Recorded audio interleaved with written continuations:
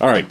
Quinton, thank you so much for joining us. Sophia, thank you so much for joining us today. I first met Quinton when we worked together at Western. Quinton is a Western alum. And then we went on to co-teach several classes there, right, over the summers. Hmm. And then sadly, Quinton went off to Philadelphia for his master's. And then now is based in New York City, which is very exciting for me. I love knowing people in New York without having to actually live there. Hmm. But yeah, thank you so much for your time today, Quinton. And I'm really excited. A huge fan of your work and kind of what we were saying before I started recording, just how you blend all the different disciplines together to create like a very cohesive body of work. I will turn it over to you. Okay. Uh, yes, thank you, Dana, for that lovely introduction. Uh, as you were saying, hello, I'm Quinton Maldonado. I got my BFA from Western and then got my MFA in photography from the Tyler School of Art. Uh, and here, that was down in Philadelphia. Right now, I'm living in New York City over in Queens. Queens is the shit. Goes without saying.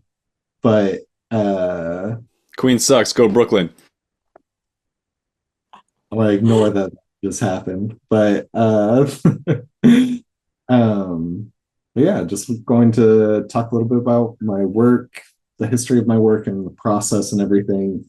Uh Dana knows this, but just for your just a little bit of behind the scenes, I always try and like switch up the my presentations just a little bit. So hopefully this will be some new things for Dana and it will also help. I think it always helps me to like going through my old work to rethink about like my own sort of history and relationship to art, especially photography, because it has always been at the base level of basically everything that I do, or like I have that approach of like the kind of photographic mindset being like, how do I interact with light, space, time? And uh, it all kind of starts and expands out from there. So I'm going to share my screen somehow. Okay. Someone told me Zoom moved it in the interface. But oh, nice, you got it. Oh, wait, hold on one second. Sorry. What a tease. uh, okay. Can everybody see my screen here? And go to slideshow. So this first image right here is a composite. I was in school during the pandemic, so I got to do Zoom school uh, in my final year of my MFA, which was a very interesting time, and I think also informs a lot of my later work, which we'll get to. But this is a composite shot of basically every time that I could remember to take a screen cap of whenever I was in class or like at least in the little boxes. And so it became a composite image of that time period of like that early pandemic era. And I think it speaks to a couple different things that I want to get into. Is like first, like my like general interest in portraiture.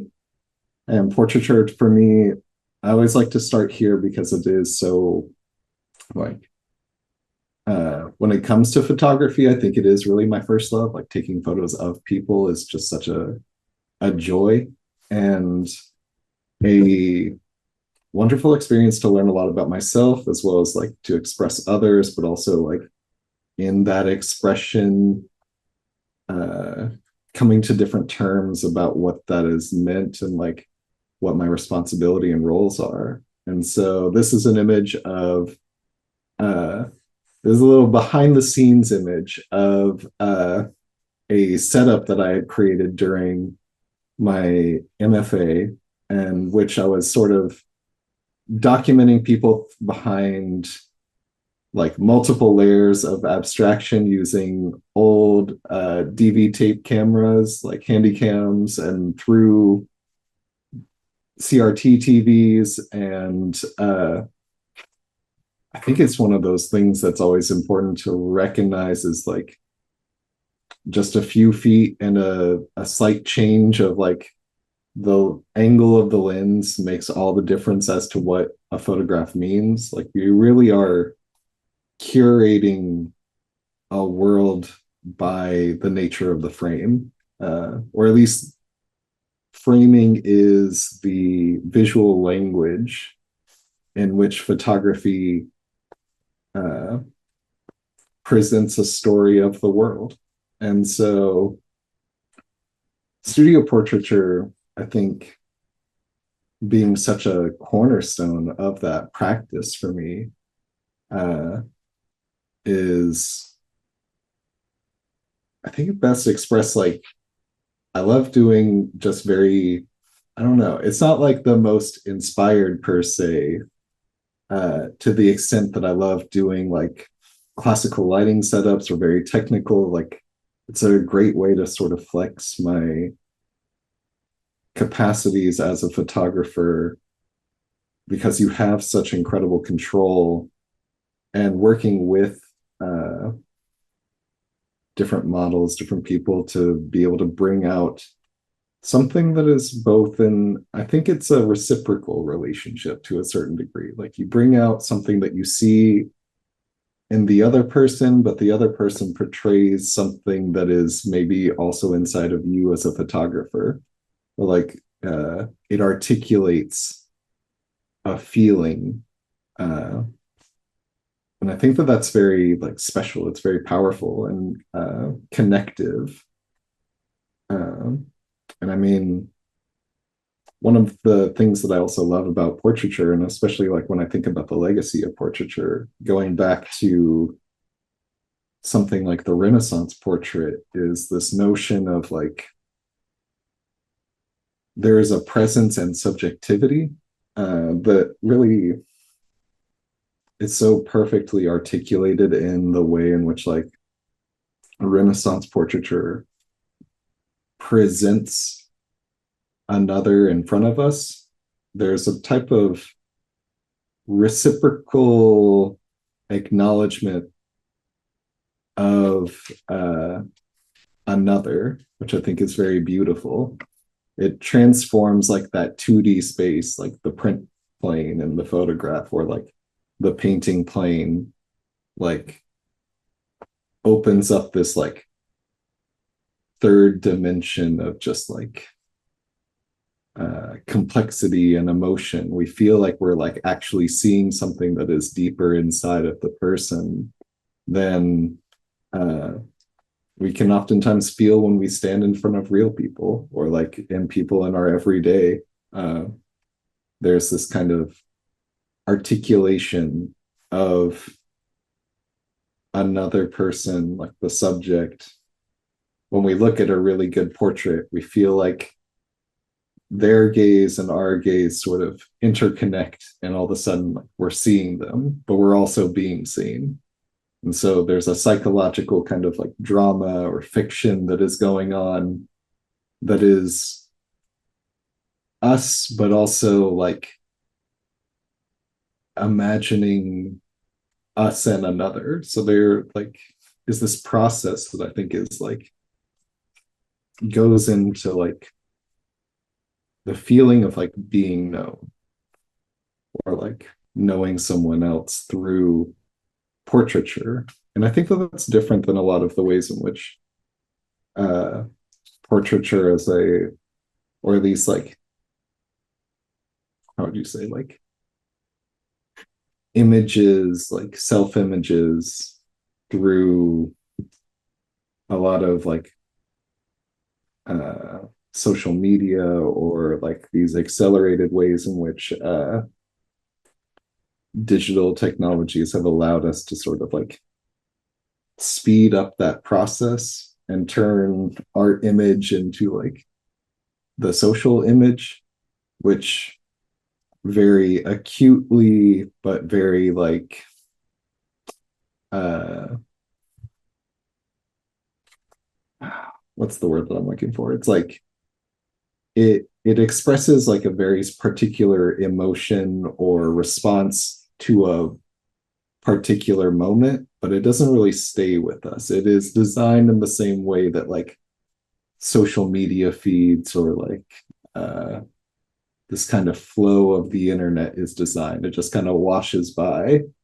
And so for me, a like really good portrait like sticks with you and you feel that kind of uh auratic presence, I guess, in like a to reference my friend Walter Benjamin. And so another thing that I love about the portrait is the way in which like time becomes present in them when you use antiquated technology. This was shot on a roll of film of Lord only knows how old it was. And so I had to overexpose it with like a flash, like incredibly high. So you see all the grain and everything and like the distress in the film. And it gives it this like, it adds to it. I think that there is something about the way in which, I think it's Hito Style talks about like the poor image is what she calls it. And there is this kind of like authenticity trip like is linked to this notion of the poor image or like the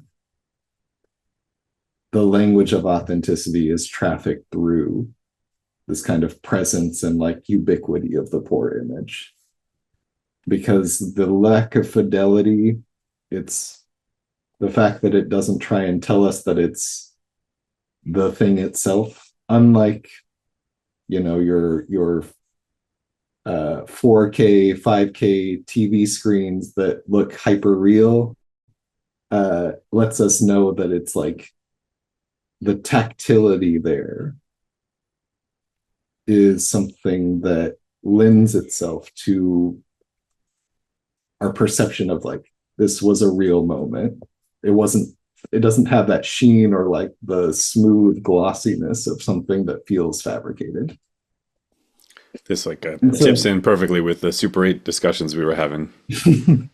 oh, perfect. Then yes, I'm on brand, which is good. uh, and so CRTs also do that for me as well. Like outside of just like the distressed film or like old film, CRTs I think are really beautiful. And I don't have like a lot of, not like the kind of classical nostalgia of them, of this like notion of like, oh, these were the good old days or like a more perfected past type of thing.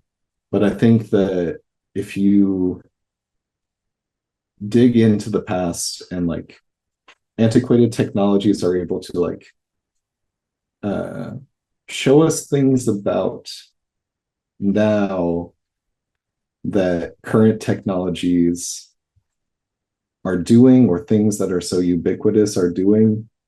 But because earlier forms of them are more coarse, it's easier to kind of pick out those little moments and like understandings by utilizing them. And so I'm going to get back to more of this CRT TV screen discourse in the near future, but I want to jump from portraiture into architecture and Quinton, actually, sorry to interrupt. Could you spin back to the previous slide?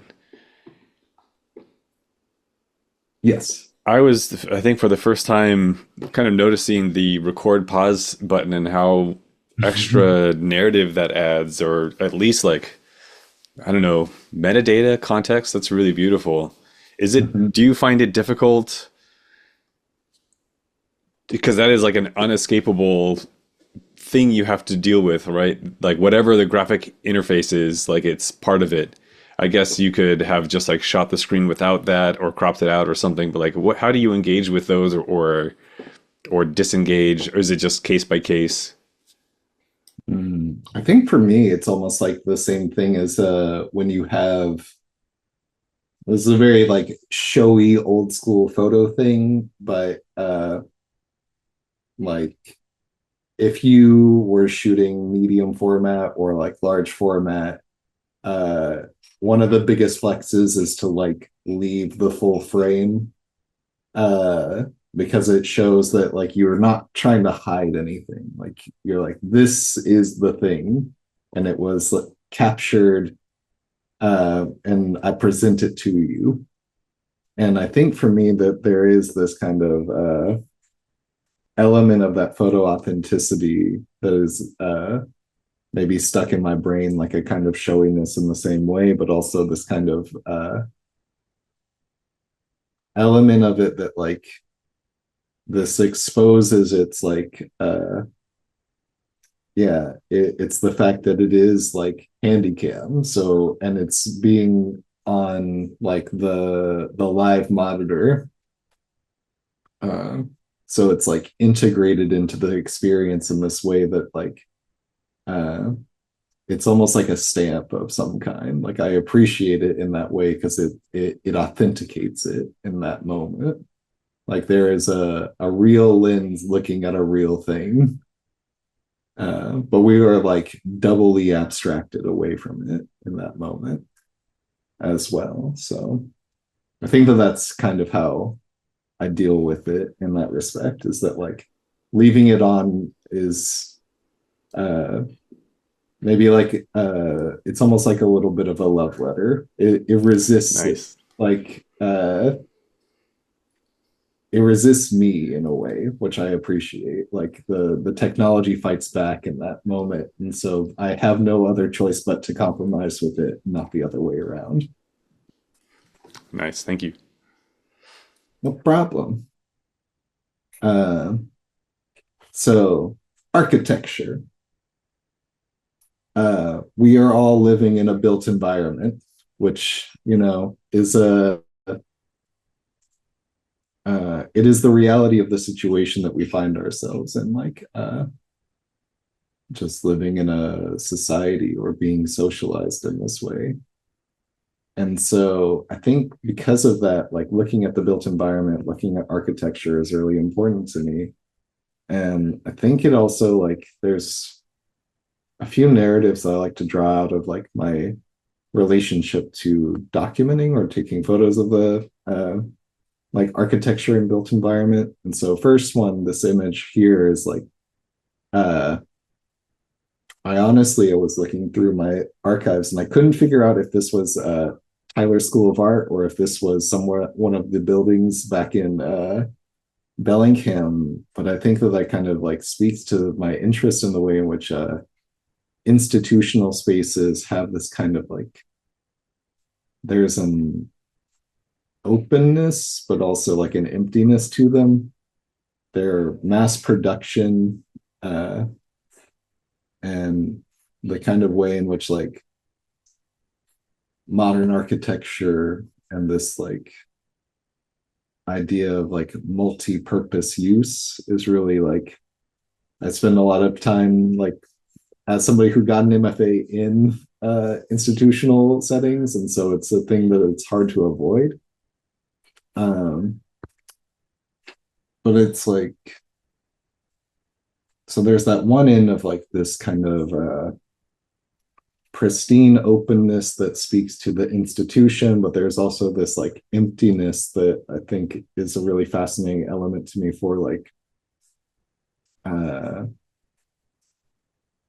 these kind of abandoned spaces of capital, like old storefronts, empty parking lots, abandoned malls. Those types of things are very fascinating to me because they speak to this kind of I don't know. There's like a tragedy to a degree, but also this like kind of like ghostly presence, I guess, to another like extent. Uh, and the way in which there's this, or I guess like in the parking lot example, there's this kind of double tragedy that happens in which there's the one, this kind of reduction of actual spaces or real spaces in which people actually shop, uh, which I think is very interesting. And so you have this kind of like abandonment of commercial spaces, but also these things all have real physical tolls on the e- ecological systems, the natural environments in which they are put on top of. Like concrete is this thing that uh it really does just kind of wipe out that entire area. And you see like when you pay attention cracks and these like buildups of different spaces, but also like uh the amount of time that it takes for like reclamation of so many of the things that we create and then just kind of abandon is it is time frames in which, especially when we think about environmental devastation, I don't know, which we entirely have all of that time to just be on loan. Um,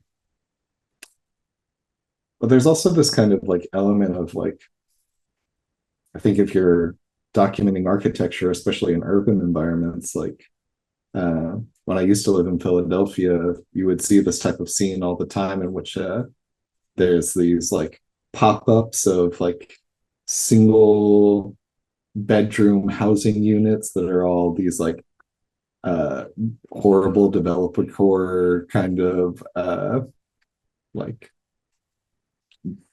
buildings. And I think these are very recognizable to the extent that you see them littered up and down like the like cities, big and small, and they are really just designed to go anywhere. But I don't think that anybody particularly likes them. A lot of people find them incredibly ugly, but they're such a hallmark of this like these capital processes of gentrification that are happening behind the scenes that we don't really have any direct kind of uh, connection or democratic say to them because they are being done by usually people and institutions that have no investment in the neighborhoods, the communities in which they are actually going up in. They're being done by uh, banks or real estate investors, and uh, there's this real sense that like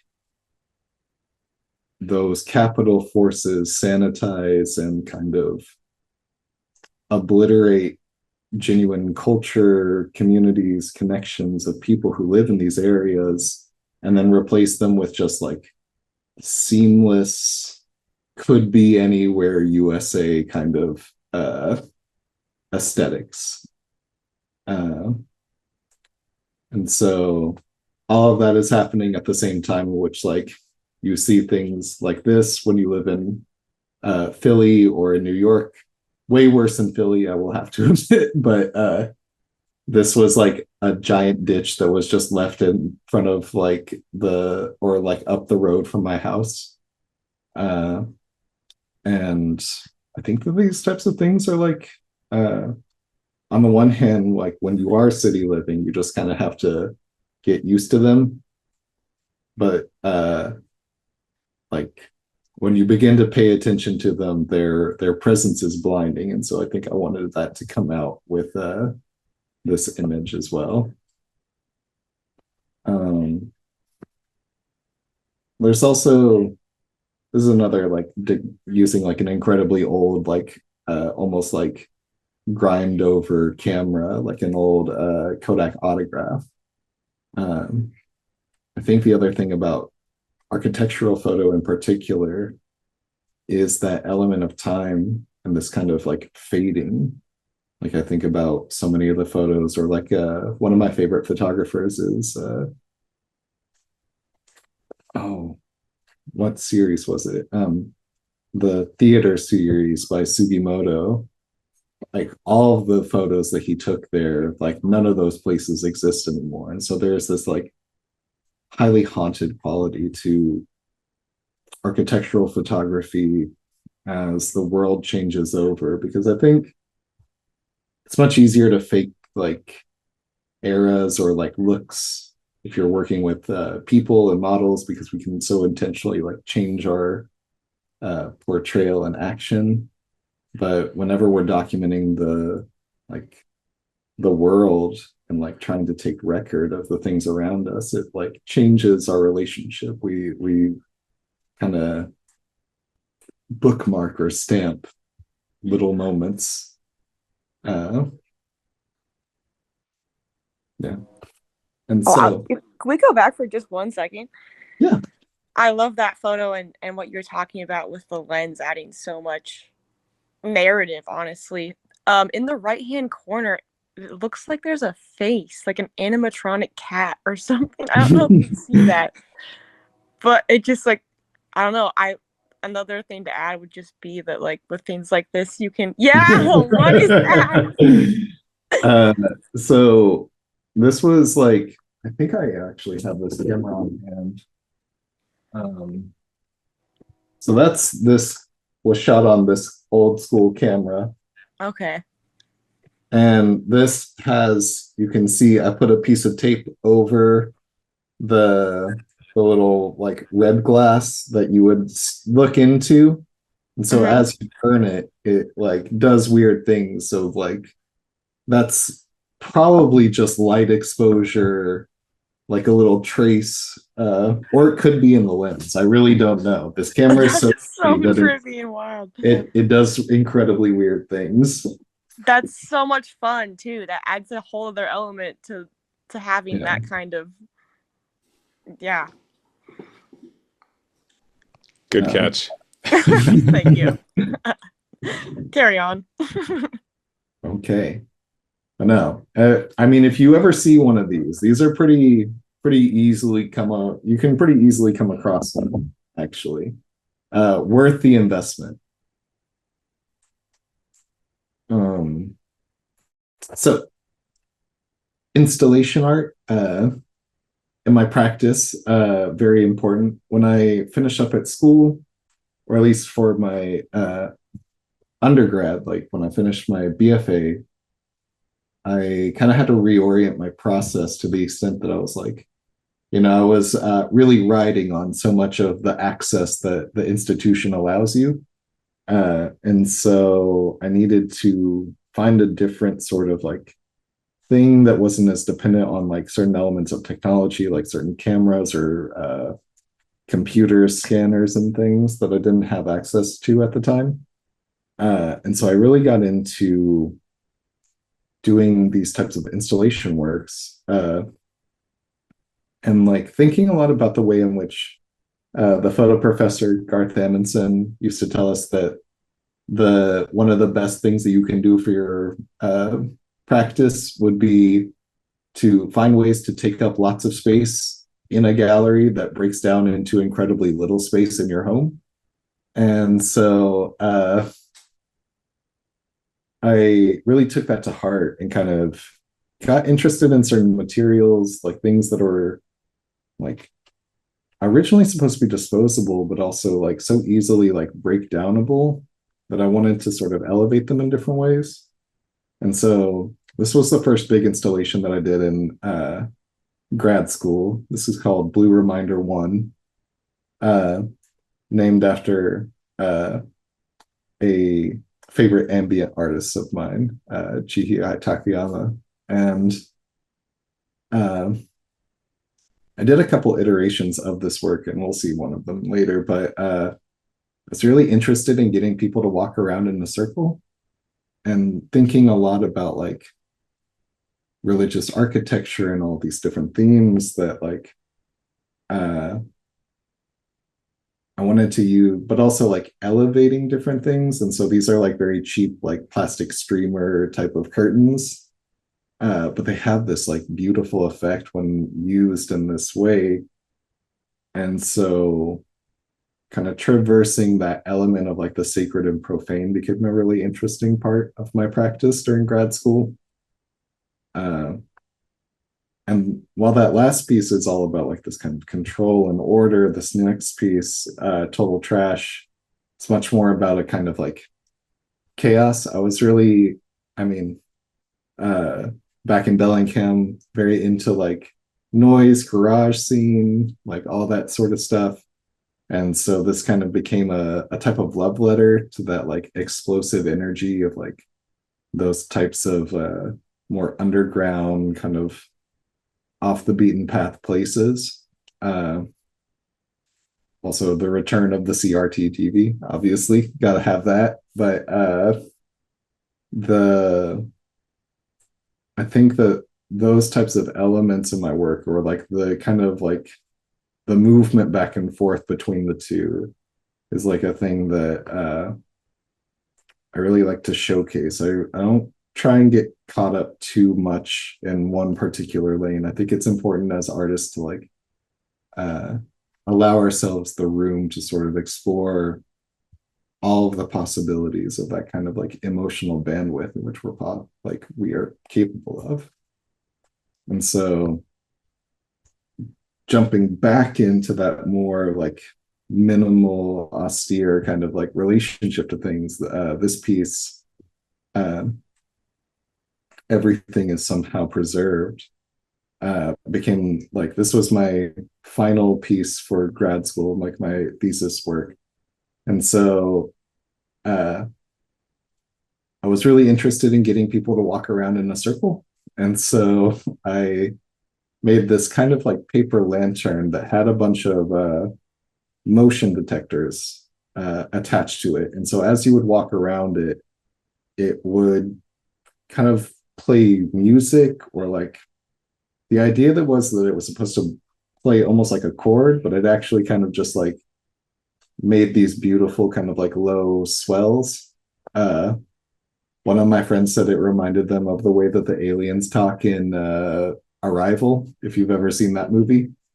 But it was a lot about like this notion of like insideness versus outsideness, to the extent that it's like it's such a kind of mental kind of projection, to the extent that our feeling of like being inside of a room versus being a part of a room uh, changes our relationship to like things like belonging, or like that feeling of presence and understanding. And so I was really interested in playing with those types of elements with this piece. So here's another shot using some incredibly high speed film of that same work. But then when I was done with that, I made this piece as like a rework of that first iteration, or the first piece, Blue Reminder.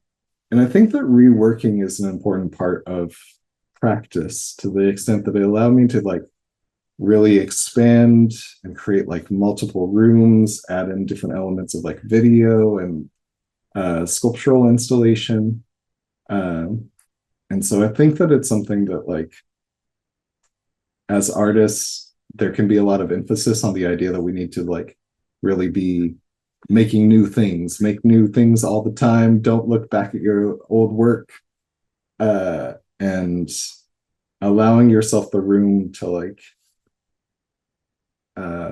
explore different ideas, or to go back to ideas, is really important. And I think it allows us a lot of like room to grow and to see that growth inside of ourselves. So for recent works, how am I doing on time, Dana? You have like 7 to 10 minutes before we stop for questions. Okay. So for recent works, I have some video art, and then oh man, I think I can only show one of these videos though. I think I'm going to show this first one because I think it's important to talk about some of the ideas, and then we'll have a little treat at the very end. And so this piece, Jackson Hole, Wyoming, is a collaborative work that I did with this person on the left, Jasmine Crosby, who one of my best friends. She and I collaborated on a number of works, truly an inspiration to me. And we met in grad school and had a lot of similar interests, aesthetic sort of similarities. And so we collaborated on this piece that is, well, I'll allow the video to tell us what it's about. Your support helps us bring you programs you love. Go to wyomingpbs.org, click on support, and become a sustaining member or an annual member. It's easy and secure. Thank you. Main Street Wyoming is made possible in part by grants from Kennecott Energy, proud to be a part of Wyoming's future in the uranium exploration, mining, and production industry, and by the Wyoming Council for the Humanities, enriching lives of Wyoming people through the study of Wyoming history, values, and ideas. An American invention in the 1870s led to the end of the open range and the settlement of Wyoming. Can you name that invention? Join us on Main Street, Wyoming to find out the stories about barbed wire and brands, two tools that changed the course of Wyoming history.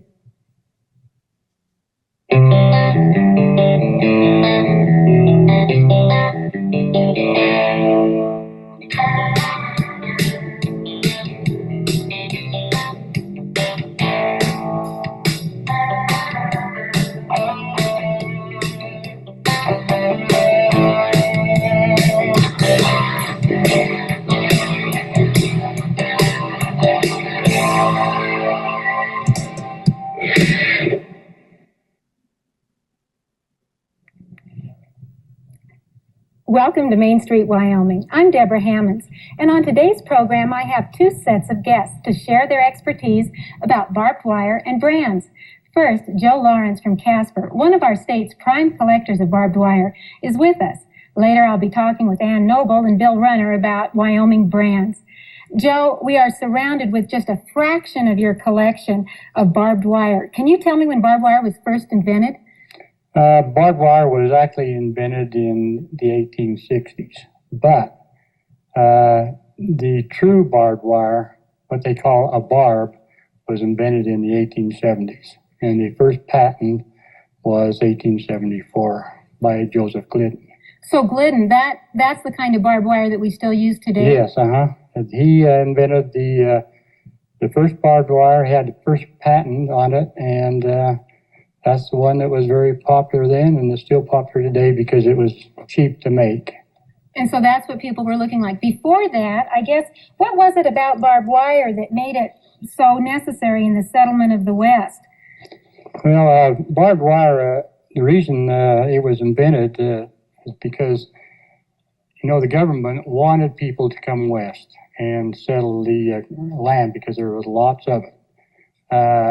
The West was an open range at the time. There were big cattle barons, and so when the settlers came into the West, they needed something to protect their gardens and protect their crops. So this is actually what started barbed wire. There were three gentlemen, Elwood, Hash, and Glidden, all attended a fair in DeKalb, Illinois, in 1873, and not together, but separately. And these three gentlemen, one was a farmer, and one was a hardware man, and another one was a businessman, and they all decided separately to build a barbed wire. And what they were looking at the county fair was this barbed piece of wood that actually was barbed with nails and attached to the top of a bench. And they thought, well, now if that's a good idea, but we need something that we can fence our gardens and our lot with. So they turned around and invented barbed wire. The first piece of barbed wire actually was done on a coffee mill. Joseph Glidden took his wife's coffee mill and tore it apart and actually produced the first Glidden barb, which is this barb right here, on a coffee mill. Isn't that something? So that's whenever you have someone in your house who's an inventor and starts taking apart things and stuff, think it may end up being worth millions of dollars. And it was. An idea that changed the West.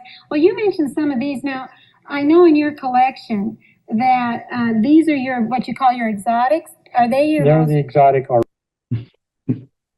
Uh, It gets me every time, just the cheery, like, an idea that changed the West. Oh my gosh. Yeah.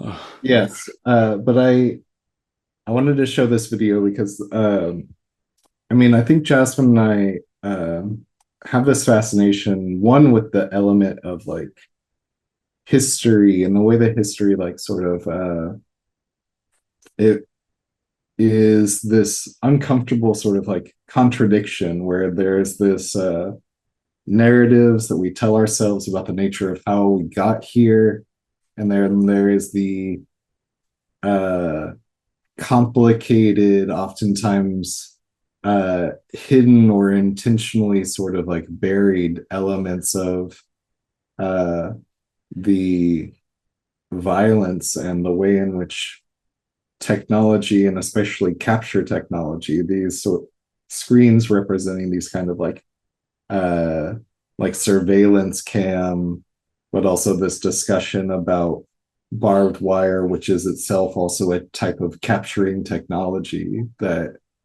acts simultaneously to like keep people out and to keep certain things in, or oftentimes the opposite of that, where it is like barbed wire is a staple on various like uh, institutions of oppression that keep people in. And I think especially in this moment when we see like the way in which I mean, especially the situation in Palestine, in which you have this entire area that is like completely enclosed and captured by this dominating force. Technology, surveillance technology, and like these violent forces like really speak, and the cavalierness in which we speak about them because of their history that is so seamlessly or integrated into our lives, like there is an eeriness to it, and so it's a work that I think is trying to speak to a lot of different levels without ever like directly being like the history is a lie uh, type of thing. And so I'm unfortunately going to have to skip over this video, but wanted to talk a little bit about Jasmine and I's work on that, but also about technology in general. Led us to do this show. This is an image of the risograph catalog that we created for it called Echo Broadcast, which began as like the notion we just had like one of the worst reviews one could ever have in a critique one time. And but the woman who was giving us the review was like, even though I don't know if I'm a fan of your work, I think y'all know your stuff, so maybe it's worth writing some of your thoughts down. And so we kind of came up with this like thesis statement that you can see on the right there. Unfortunately, we're kind of limited on time, but the overall idea is just like explaining, or like that last paragraph is like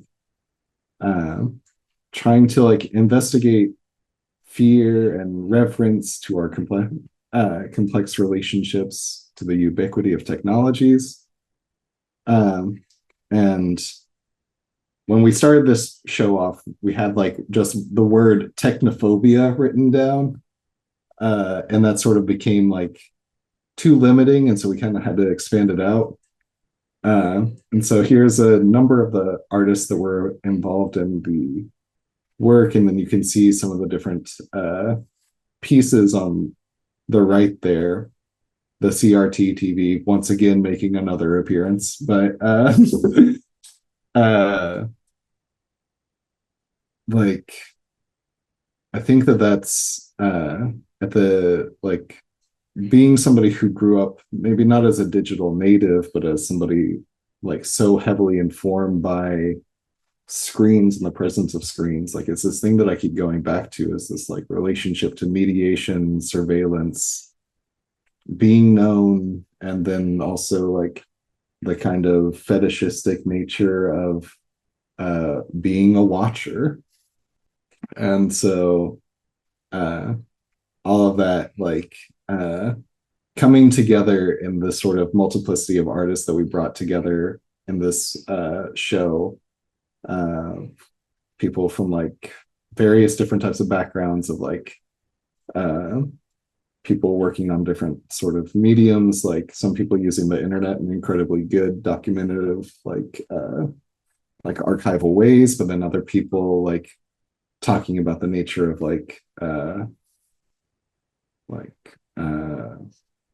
the way that police utilize surveillance footage and different sort of like ways in which repressive organizations like observe us without our even knowledge, to more just fun things as well. And so just wanted to end on that sort of note and be like, even if you have a bad critique, it could turn into something beautiful. Oh, and this. But we don't have time for that. Dana will never get the full explanation of it. I'll never get to see what the questionnaire is about. But yes, thank you all so much for listening. Thank you, Quinton. I have a couple questions, and then actually someone joined us part of the way there. Eliza, welcome. Hello. Yeah, does anyone have any questions for Quinton? We have a couple of minutes, or want to have him like further explain a piece. I was just wondering, do you prefer to kind of catch things candidly, or do you find yourself spending a lot of time setting up props or like settings and whatnot? And if you do, how long does that typically take? I mean, I think it depends. I do take a lot of like if it's just like doing candid Polaroid images or anything of like that. I love taking photos of that nature. I don't know if I consider them like my art anymore. It's more of something that I just kind of do for fun. I think bringing intention to it is a thing that really separates it for me. But also it just takes the pressure off of being like, I have to make every shot count. It's like, actually, I can just enjoy taking photos. But I mean, if it's also like, if it's more on the landscape or like architectural form, then like might scout out someplace, but I'm always open to like being surprised. Yeah, absolutely. And then there have been like video performances or different things that I've done where it's about kind of just setting up lots of things and, you know, you practice a few times, but I think one of the things that I enjoy about doing like sound performance or doing weird video things is also like the potential of failure. And so never get too good when you're trying to rehearse things, and like, because you might surprise yourself in the moment when the actual like thing is happening. Yeah. Awesome. Thank you. My pleasure.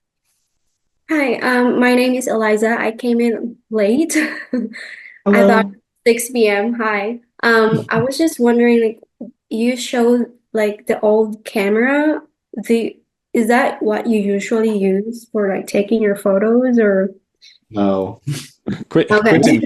Quinton, can you way too bad to sorry, hey, Quinton, could you stop sharing your screen so that your camera will show up bigger when you hold it up to the camera? Yes. I'm stopping. I've stopped. Yeah, show us that camera in more detail. So this is a Kodak autograph. That Junior. looks really interesting. Yeah. So this thing is The first time I saw something like that. it's like wonderful because it's so cheap and shitty that it's like the bellows on it are really like, it's a great opportunity to just kind of like do some fun things with it. I was gonna show off like, this is my true workhorse right here, is my Canon AE1. This thing will outlive us all if you take care of them. Can't beat it, honestly. this and see, even Dana's got one. This one, I love this. The Olympus OM2, also one of my favorite cameras of all time. I don't own a digital camera. I feel like I get worse at taking photos with them because they're so easy in a certain respect, but they are a lot of fun.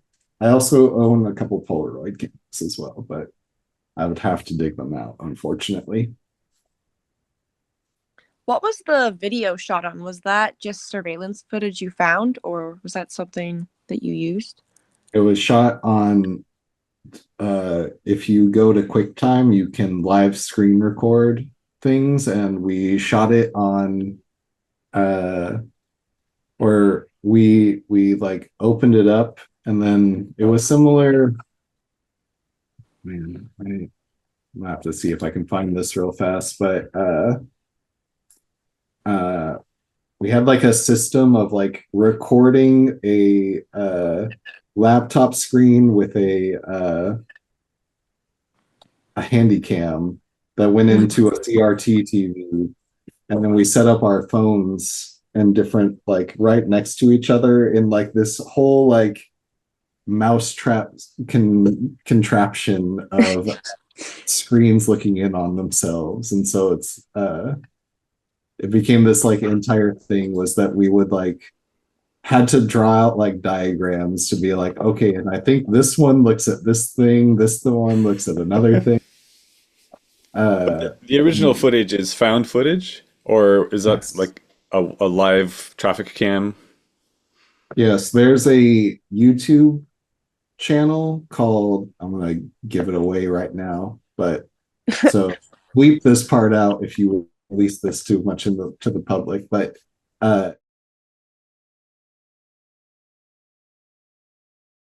YouTube page that was set up by this like,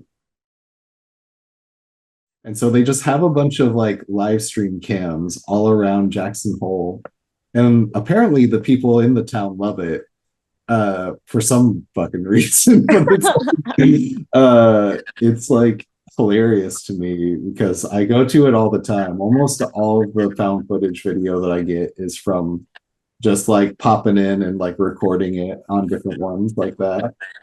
And so just going to YouTube being like, what are people broadcasting live? Always a worthwhile adventure. Another trick, if you're trying to find interesting found footage, is changing your search settings on like on YouTube to most recently updated, and you can find some things that have 0 views that like you would be surprised some of the things that people are putting up. Oh, mercy. Wow, that is a gem. Just that So tip right those are, there. yeah, so those are two of my video art tips for anybody looking for like just good video that you can kind of repurpose for your own desires. Bless. Any last minute questions before we let Quinton go?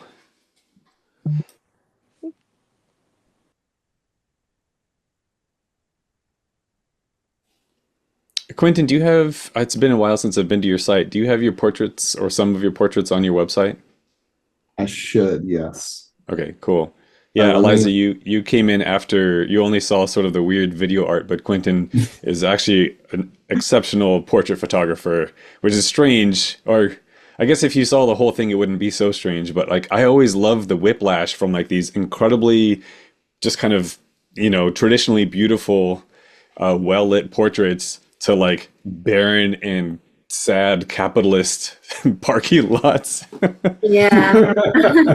I was Um, like, what is this photos about? And like trying to listen and what is this about? Because I'm like 30 minutes late to go. but definitely, I've got links to Quinton's website on our visiting artist module, so you can go straight there if you Yeah. want to see. For some reason, I thought this starts at 6 p.m. I was like, oh, it's not 6 p.m. Well, I'm glad you made it anyways. Yeah. Yes, I Um, appreciate you showing up.